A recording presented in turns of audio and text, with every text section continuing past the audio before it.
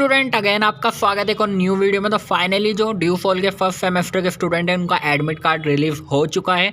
तो देखो अब एडमिट कार्ड की कुछ इंस्ट्रक्शन है, वो इंस्ट्रक्शन क्या है वो सब बताऊंगा। एग्जाम में मोबाइल फ़ोन ले जा सकते हो क्या नहीं वो भी चीज़ बताऊंगा। आपको एग्जाम में कौन से डॉक्यूमेंट साथ लेके जाने हैं जिससे आपको एंट्री मिल जाए, तो वो सारी चीज़ें बताऊँगा। और एग्ज़ाम आपको हिंदी मीडियम में देना है क्या इंग्लिश मीडियम में, कौन सी लैंग्वेज आप चूज़ कर सकते हो, किस में आप दे सकते हो, तो वो सारी बातें करेंगे। तो वीडियो के एंड तक बने रहना, साथ ही चैनल को सब्सक्राइब करना और ऑफिशियल व्हाट्सएप ग्रुप का लिंक आपको डिस्क्रिप्शन में मिल जाएगा, तो जाके ज्वाइन कर लेना।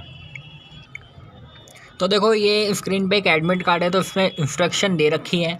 तो देखो सबसे पहले कहता है ये फर्स्ट पॉइंट में, परीक्षार्थियों से अनुरोध है कि अपने परीक्षा पत्र पर मुद्रित परीक्षा की तिथि एवं समय स्थान पर परीक्षा में पहुँचे। यानी कि आपको सेम डेट एग्ज़ाम टाइम की जो डेट है टाइमिंग है उसी पर आपको वहाँ पे उपस्थित होना है। उसके अलावा आप किसी भी नेक्स्ट टाइम पे नहीं जा सकते, है ना। उसके बाद आपको क्या डॉक्यूमेंट लेके जाने वो मैं तो आपको बता देता हूँ। तो ये कहता है कि परीक्षा में उपस्थित होने के लिए परीक्षार्थी को अपना परीक्षा पत्र यानी कि एडमिट कार्ड की फ़ोटोकॉपी और एक अन्य पहचान पत्र यानी कि एक मतदाता पहचान पत्र या आधार कार्ड आपको लेके जाना है। तो देखो आधार कार्ड पहचान पत्र जो भी आप ऑप्शनल यानी कि पहचान पत्र लेके जाओगे वो आपका ओरिजिनल होना चाहिए। यहाँ पे कॉपी ले जाने की कोई ज़रूरत नहीं है, आप अपना ओरिजिनल लेके जा सकते हो, तो कॉपी कराने की ज़रूरत नहीं है।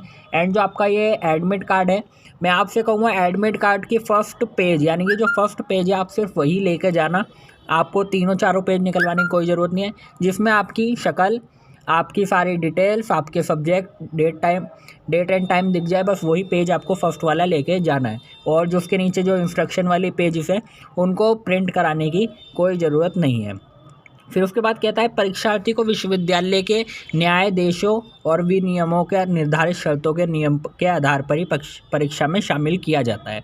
तो इस संबंध में परीक्षा के लिए आचार संहिता की प्रकृति, परीक्षार्थी के लिए निर्देश अध्यादेश की प्रतियां और परीक्षा के समय नियम और परीक्षा में अनुचित साधनों का उपयोग ना करने के नियमों पर SOL के कार्यालय से प्राप्त की जा सकती है। तो देखो ऐसा है कि जो उन्होंने इंस्ट्रक्शन दिए आपको वही फॉलो करने हैं। अगर आप उसका एक भी उल्लंघन करते हो तो उसके लिए आपको यहाँ पर दंडित किया जा सकता है। फिर ये कहता है परीक्षार्थी को सलाह दी जाती है कि परीक्षा प्रवेश पत्र प्राप्त होने के तुरंत बाद अनुदेशों को ध्यान से पढ़ें।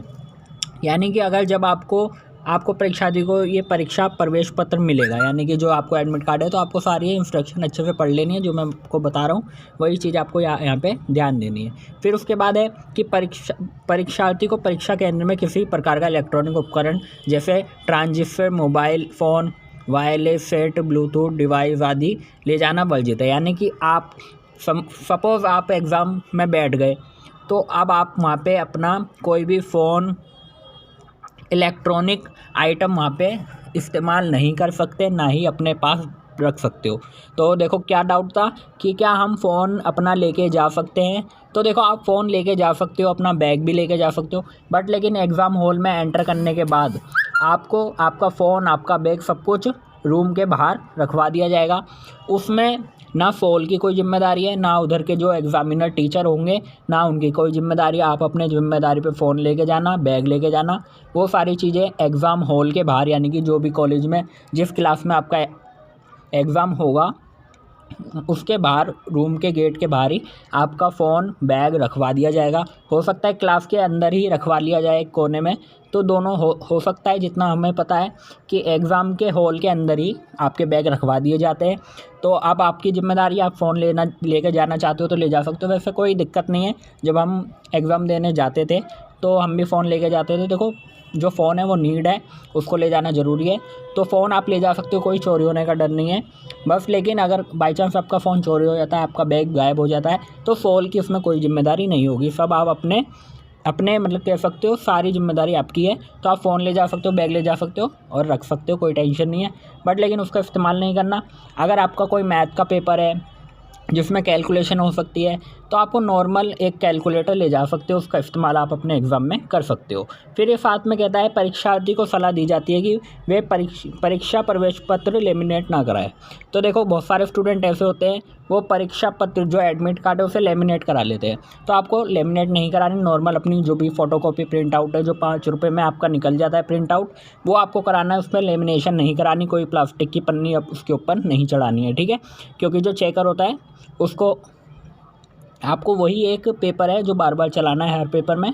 तो 5 रुपये का प्रिंट आउट निकलेगा, उसमें कोई प्लास्टिक की पन्नी आपको नहीं चढ़ानी है, ठीक है। फिर उसके बाद कहता है एडमिट कार्ड में किसी भी विसंगत समस्या के मामले में परीक्षार्थी सहायक कुल सचिव परीक्षा SOL से संपर्क कर सकते हैं। अगर आपके एडमिट कार्ड में कोई प्रॉब्लम है, आपका एड्रेस गलत है, आपका नाम गलत है, आपका रोल नंबर गलत आ रहा है, तो आप वहाँ पे SOL से संपर्क कर सकते हो अंतिम तिथि से पहले, है ना।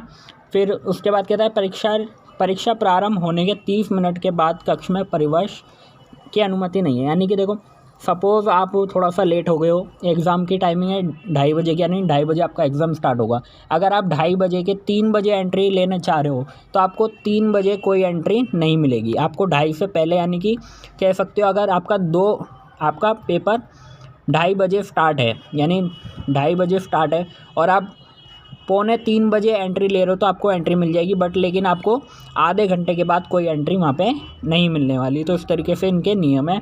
फिर उसके बाद ये कहते हैं कि परीक्षार्थी को परीक्षा शुरू होने से 30 मिनट के अंतराल तक परीक्षा कक्ष छोड़ने की अनुमति नहीं दी जाएगी। अगर सपोज़ करो आपका पेपर 2 बजे स्टार्ट होता है तो आप 2:02 पर 2:02 बजे आपको पेपर छोड़ने का कोई हक नहीं है। आपको कम से कम 1 घंटा 2 घंटे वहाँ पे बैठना पड़ेगा, उसके बाद ही आप एग्ज़ाम दे के जा सकते हो। ऐसा नहीं है कि आपका एग्ज़ाम 2 बजे स्टार्ट हुआ और आप 2:30 बजे कह रहे हो सर हमें जाना है, तो ऐसा नहीं होगा। आपको 30 मिनट से कह सकते हो 1 घंटा तो आपको बैठना ही पड़ेगा, उसके बाद ही आप पेपर दे के जा सकते हो। फिर आता है कृपया सुनिश्चित करें कि परीक्षा प्रवेश पत्र में परीक्षा केंद्र परीक्षा स्थल का पूरा पता दिया गया है।